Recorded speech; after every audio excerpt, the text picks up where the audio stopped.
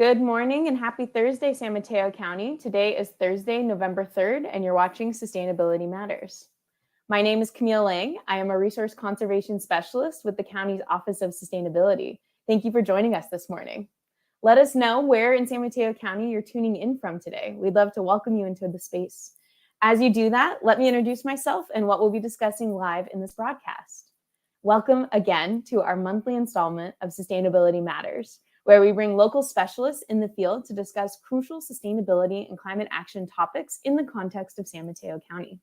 In today's Sustainability Matters, we'll be discussing the newly implemented disposable foodware ordinance, which as of October 1st is now a policy or a rule for all of San Mateo County that helps restaurants and food facilities reduce the waste created when people take food to go. My name, again, is Camille Lang, and I'm a resource conservation specialist with the County of San Mateo's Office of Sustainability. In my role, I work towards amplifying youth voices in climate action through our Youth Climate Ambassador and Youth Exploring Climate Science programs. When I'm not out in the field with students, you'll find me here supporting connections with residents, businesses, and all the beautiful community change makers we are connected to here on our social media platforms. If you haven't already, please be sure to follow us on Twitter and Instagram at SustainSMC to get updates on our programs and opportunities. We also use those spots to listen to you all and hear your ideas. So please feel free to use those as a spot to share your ideas.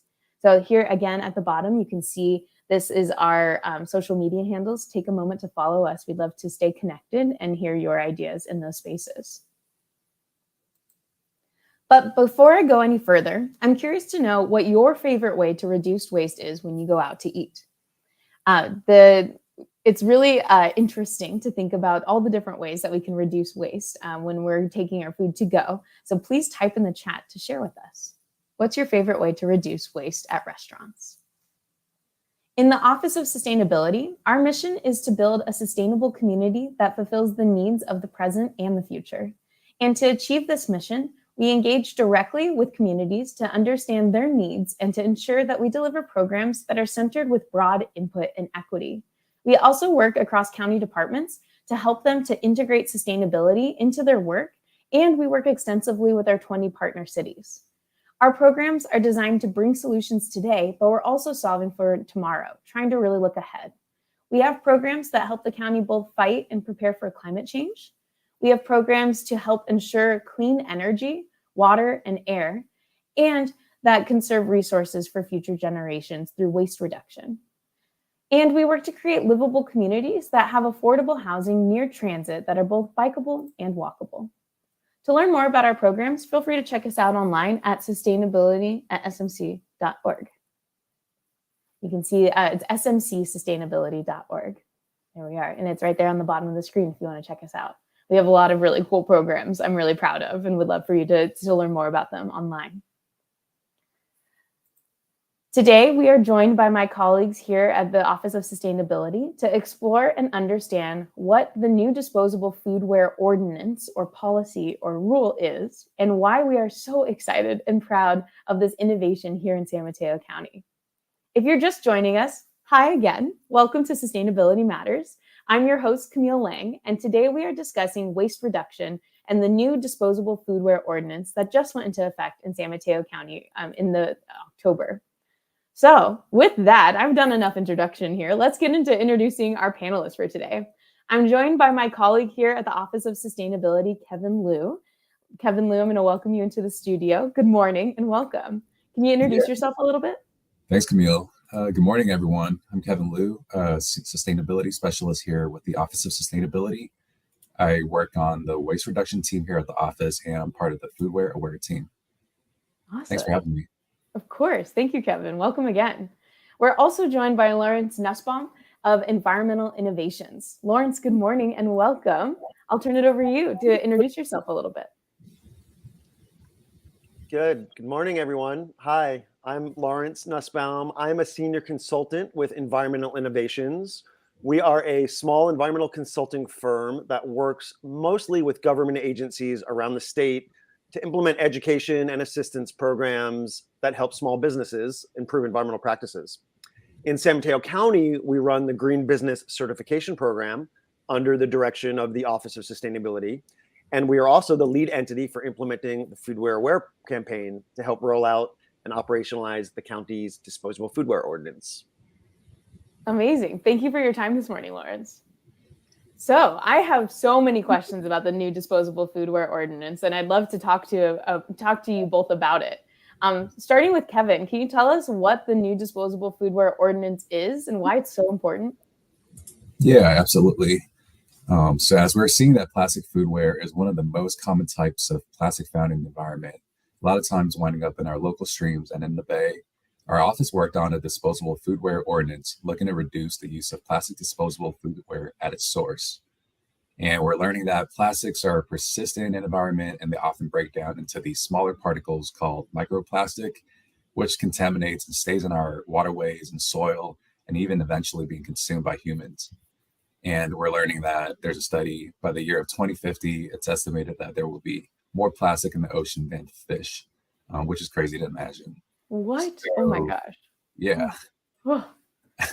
So having an ordinance in place would just keep everyone in the community accountable by helping the county to keep our waterways clean and safe, reducing litter and trash on our streets, and help improve the health of our community members by eliminating disposable foodware that's harmful. That is so compelling, a clear importance and need for it. And it's exciting that we have something like this going on in the county. Totally something I can get behind. Who's going to be affected by this new ordinance? How does that work? Yeah, so the ordinance that our office worked on only applies to the unincorporated areas of the county, but it's meant to serve as a model ordinance for any jurisdictions to reference it and adopt their own version of their ordinance. So we've been working very closely with our city partners on this. And so far, with Redwood City just adopting their ordinance last week, we have 17 cities adopting the county's model ordinance. I also wanted to mention that cities have the flexibility to add on additional requirements. So for Half Moon Bay, Daly City, and Pacifica, they have added additional requirements around reusables.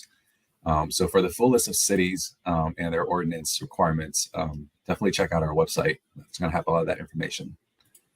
That's amazing. 17 cities already. And then those 3 cities have kind of done something extra on top of it. Yeah. So cool. Awesome. Sorry, Kevin. Keep going. I'm just really excited about this. No, yeah, it is super exciting. And as to the type of food facilities that will be impacted, we call it food facilities instead of restaurants because it also impacts other types of operations like mobile food trucks, temporary food facilities, farmers market, catering operations, basically any types of food operations that serve and prepare prepared food to the general public. Got it. Wow. So there's a lot of people that are impacted by it, and it's helping reduce waste as a county. I really like that idea that it's we all have the same waterways here, and we all need to be protecting them. In your, what do you think are like the key requirements under this new ordinance? How would you summarize that part? Yeah, so the key requirements are that most disposable foodware will need to be non-plastic, made of fiber-based, which means they're got to be made of either paper, bamboo, sugarcane, and it needs to be compostable, of course. Larger disposable items like your bowls, plates will need to be free of harmful chemicals like the PFAS and will need to be certified by BPI or another approved certification. Food facilities can only pass out disposable accessories like straws, utensils, napkins, only when requested by the customer or using a dispenser to give out those items one at a time. But food facilities can offer those items only at drive-thrus and at airports. I've been hearing that at my favorite local coffee shop where people are like, what, I have to ask for my stirrer now? But I think it's an exciting innovation, to just ask for what you need, right? Yeah, I think it's just going to take a bit of time for our community to get used to this new practice and process. So we've got it. It's worth it. Yeah. And lastly, just the open containers that we could for grab and go items. So those won't be allowed. And disposable accessories, they can't be bundled together and they just need to be distributed individually as separate items. I see. So no longer bundling that fork, spoon, napkin situation, right? Each one's individual now. Yeah, a lot of times you only need to use the fork and you're given, the a spoon and a knife on top The of whole that. part. So, yeah. Cool, cool. Wow. So it sounds like small shifts that are going to make a huge impact on the waste that we create. Yeah, definitely. And it goes a long way. Yeah. Awesome. Well, thank you, Kevin, for the overview of the ordinance or the rule, the new policy that's in place that the county has implemented as a model and cities are adopting. So, Lawrence, I was wondering, I have a few questions for you. Could you tell us a little bit about yourself and some of the Foodware Aware team's recent, ongoing, and planned outreach events? Sure. Yeah, absolutely. So the county hired Environmental Innovations to put together a comprehensive outreach and education program so that San Mateo County food facilities and residents know how to operationalize this new ordinance. One of the main focal points for this campaign is this fantastic website we put together. So I really encourage everybody to go to the website. We're really proud of it. It has a wealth of information for restaurants as well as residents. So we have quick sheets that summarize the ordinance, frequently asked questions, a checklist of things to do to get into compliance, and other types of guidance information. One of the things that we're most proud of is a product purchasing guide. We basically collected a comprehensive list of compliant items for different types of foodware serving needs, including the brand, where to buy the item, and in some cases, even discounts that we've been able to negotiate with the foodware vendors. Amazing. Wow. So much cool stuff. And the website, I've been poking around a little bit on it this morning, and it's just been tremendous to see how comprehensive and there's so many things to explore there. So definitely there's a lot of good information on there. As part of the project, we developed this Foodware Aware brand that you'll see throughout the website, and it's being used for a variety of information and materials that restaurants can use, such as window decals to communicate their commitment to compostables or reusable foodware. We have official notifications that they can post up in their food establishment to inform customers of the ordinance. We have table tent cards that remind customers that they now need to request their utensils and other small accessories. And of course, all of this information we have translated into multiple languages, particularly Chinese and Spanish, and in some cases, Tagalog as well. Awesome. Cool. So what's been your experience so far conducting all this outreach to food facilities? How's it going? It's going well. This is a challenging program, and we know that it's a big lift for food facilities that have been particularly hard hit by the pandemic. But the resources that we put together are really helping the restaurants make the transition. There's over 4,000 food facilities that are affected by the ordinance, right? So these are the restaurants, the food trucks, caterers, corporate cafes, food service, some of the other types of food facilities that I think Kevin mentioned. And we're reaching out to them in a few different ways. We sent mailers and letters out, notification letters in conjunction with the jurisdictions that have adopted the ordinance. We are conducting media outreach to local news outlets, as well as organizations such as local chambers of commerce, downtown business associations, and even some of the county's environmental and citizen activist groups. We've also done targeted advertising campaigns, mostly digital advertising, like Facebook and Google ads. And one thing that was particularly successful was a Foodware Expo that we hosted back in August, where we brought food facilities, were able to come and learn about products and shop for products directly from vendors who were exhibiting at this expo. It was a huge success. We had about 200 food facilities show up to the expo. And then, of course, the biggest part of what we're doing is attempting direct outreach, one-on-one outreach to every food facility that's affected by the ordinance through phone calls, through on-site visits. So with over 4,000 food facilities, you can imagine that's quite a bit of work to try to reach every food facility.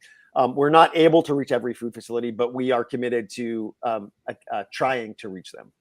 So we are attempting to reach every single food facility, an owner or manager, make sure they know about the ordinance, make sure they know about the resources that are available to help them make the transition. Wow. It sounds like you're trying to get everyone on the same page here. What a huge lift. I remembered, I think we were talking earlier about the working towards a new market. Could you speak to that a little bit more? Yeah. So basically what we're doing here is creating a whole new a whole new marketplace, right? Through this ordinance and similar ordinances that are springing up around the Bay Area, Northern California, we're creating market demand, right? So while there are compostable products out there in the marketplace, there are not yet products for everything.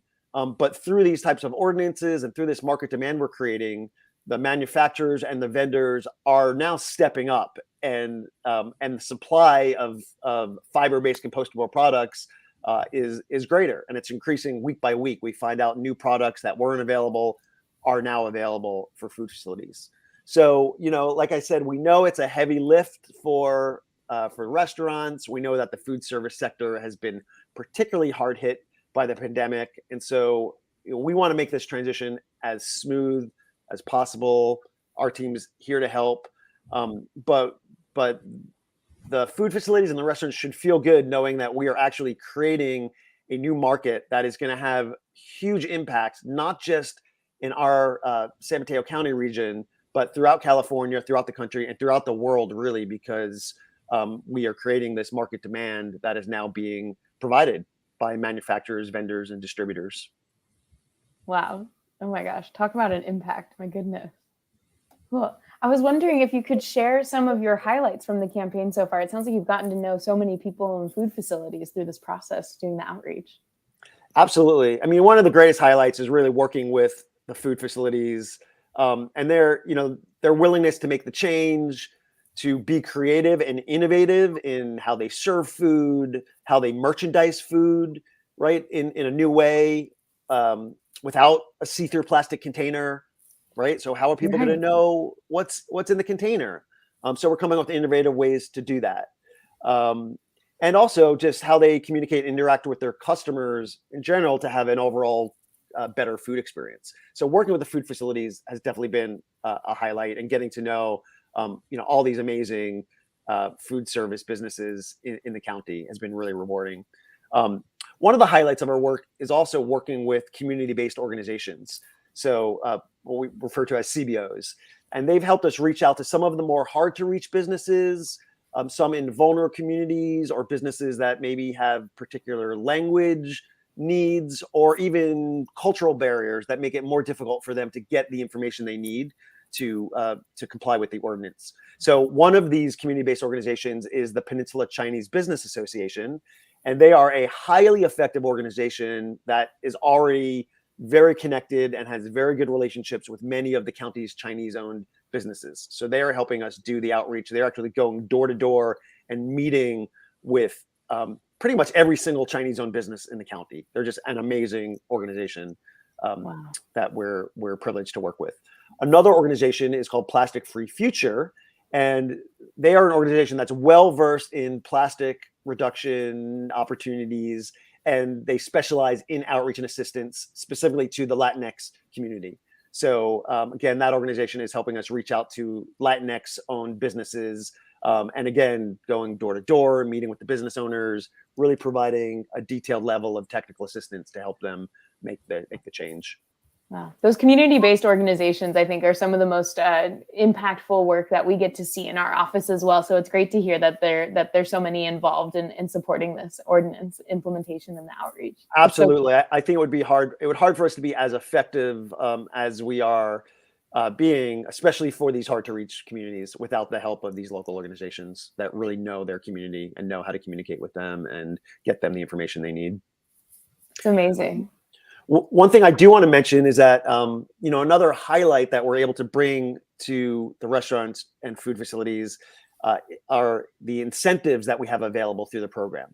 So both the technical assistance, but also financial incentives to offset the costs of compliant compostable products, because in some cases they may be more expensive, and also just kind of making the shift from what you're using to maybe a new supplier, a new vendor, and a new product. There can be costs associated with it. So we do have some financial resources to help offset the costs, particularly for businesses that are in need and experience more economic hardship.